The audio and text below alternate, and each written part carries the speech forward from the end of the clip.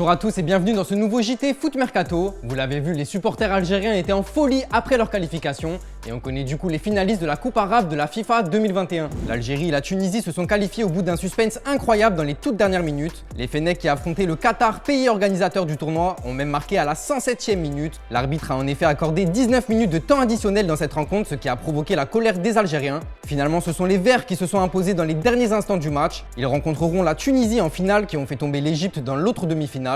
Là encore, on a dû attendre la 95e minute pour que le dénouement de la rencontre bascule en faveur des Tunisiens. Cette Coupe arabe de la FIFA 2021 nous réserve bien des surprises et ce n'est pas fini puisque la grande finale se déroulera ce samedi à 16h. La qualif de l'Algérie a donné lieu à des scènes incroyables dans les rues de Paris, fumigènes, feux d'artifice, tout y était et on remercie chaleureusement Clément Lano pour cette super image du jour.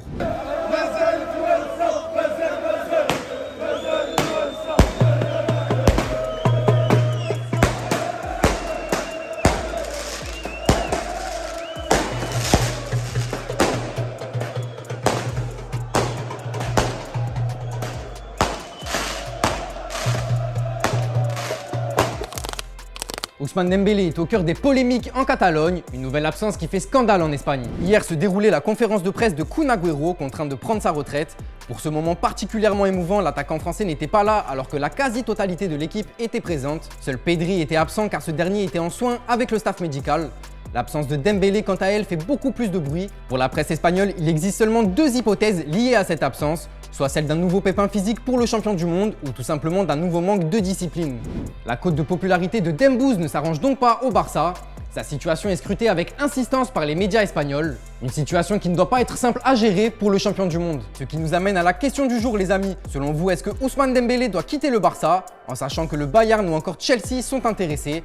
Comme d'habitude, vous nous répondez dans les commentaires et on en reparle dès demain. D'ailleurs, dans la question d'hier, on vous demandait quel était pour vous le meilleur souvenir de la carrière de Kun Agüero. Eh bien, celui qui vous a particulièrement marqué se passe en 2012 lorsque le Kun offrait le titre de champion d'Angleterre à City grâce à un but à la 94e minute. Un moment inoubliable pour tous les fans de foot.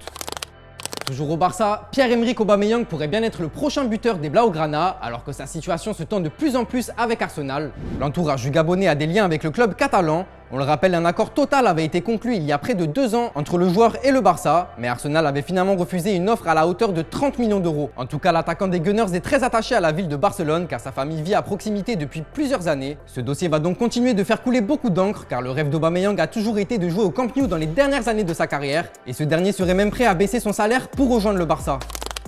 Kylian Mbappé s'est livré en accordant un entretien à Paris Match et une chose est sûre, ce n'est pas l'argent qui va influencer la décision du Français concernant son avenir. Ce dernier a notamment déclaré « Les liens humains sont bien plus passionnants, c'est l'expérience de vie qui compte plus que de brasser de l'argent.